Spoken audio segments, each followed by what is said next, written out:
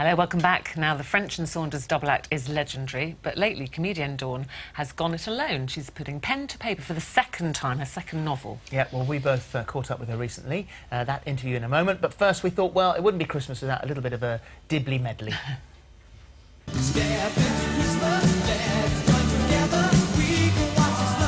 I am totally available for Christmas lunch. A result! Listen, birthday boy.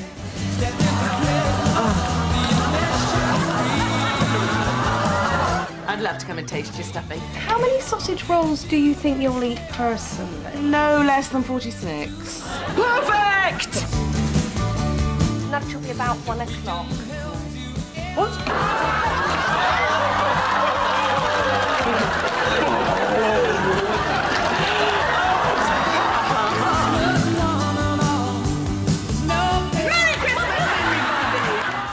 Even now, still brilliant. Well, honestly, how is that a job? It's not a job, it's just fun. Fantastic. But the thing is that now you are a writer. Yeah. Don't you miss working with that big ensemble of people? I don't miss it very much because I'm loving the writing so much. But every now and again, I do have to plug back in to something. So I try and say to myself, like, each year I'll do one job that is, you know, with lots of other people that I can, you know, for the crack, really, as much as anything. Yeah. And so that I don't become a hermit, which I easily could. Originally, so you've been with lots of people and then suddenly sitting alone. Yes. With not even a typewriter, because you do No, all I this by don't. hand, I do it with you? pencils on lined paper in a really archaic way. I'm aware that I'm going to have to catch up with that at some point. But at the moment, they let me get away with it, thank How's God. your handwriting? Excellent handwriting. Should have been a doctor. You'd really get the right prescriptions with me. And how disciplined are you with setting aside time in your day to write? Yeah, I absolutely am. Proper Protestant work ethic thing with me. And I did that when I was working with Jennifer. I would always do that as well. I like a proper kind of office hours working day. You know, I get a bit of exercise and then I work during the morning, then I stop and watch telly at lunchtime, and then work in the afternoon. And if I'm on a roll, I'll work into the evening. Now, the book is called Oh Dear Sylvia. Well, I didn't know... You go, it took me 10 minutes this morning. I thought it was saliva. For just only for about 5 minutes, I thought, what's the matter? What is this? But it's one of those, you go, is it...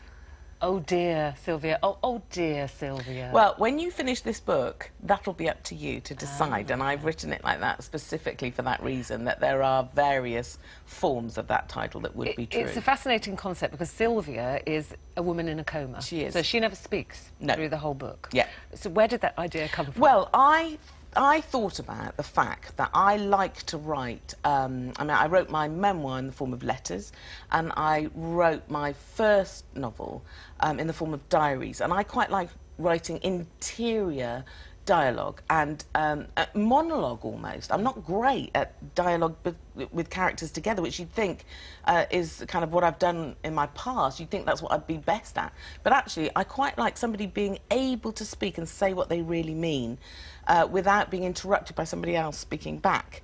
And that's a person in a coma. And each chapter, if I understand this correctly, is a different person who's connected to her in some way, visiting. That's right. And saying what they think. Yes, we have this woman in a coma, and we find out all about her via all the other people. So you put her together a bit like a jigsaw, and you realise that actually, what is the truth? The truth is various things to various people. And I hope, if I've done it right, you're busy thinking, oh no, if the daughter knew that thing, she wouldn't have done that, and that wouldn't have happened. Plus, there's a big secret at the centre of the book. And I hope, again, that as the reader, you will want to know who knows the secret, how did it happen, and how is it going to play out. What were the circumstances of you writing it? Because you were writing it at a very difficult time, weren't you? I was, yeah. I mean, when I started, this book has taken me 18 months to write, and for the first year or so of writing it, everything was fine and dandy, and then my mum got very sick. And of course this book, because my character is in a coma, you know, a lot of the book is set in a hospital. And so I abandoned the book, basically, and just was at the hospital with my mum. And when she was very poorly, she was sleeping a lot of the time.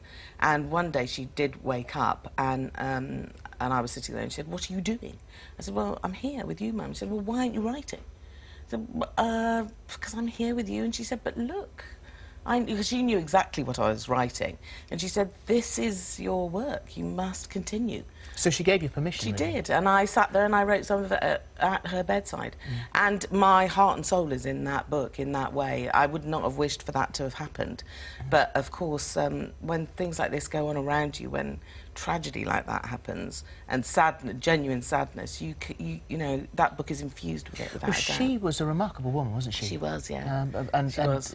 Incredibly involved in rehabilitation. Yep. She worked with people with drug and alcohol problems, and she kind of helped to change the law around, especially single mums with kids. And she worked to make sure that kids stay with their mums while the mums recover from their addiction problems, because the kids are the affected others. And, you know, the law is such that obviously if your mum has a big addiction, you ordinarily would be removed from your mum and you wouldn't see her until she's recovered. But my mum said, "No, this is wrong. The kids need to see mum recovery, and they all need to get well together." Well, so that's what she did. I love the way, I mean, for very sad reasons, but, you know, things are intermeshed. I mean, you have you've dedicated this book to Biggs. I have. Your man Biggs. Yes. My Anchor and My True Love. Yeah. Didn't he take over at the charity? Is that where you met him, at your mum's He did. charity? My mum knew him very well, and when my mum retired, when she was 70, he took her job, basically. He was someone she always thought was brilliant at his job, and she kind of brought him on, if you like.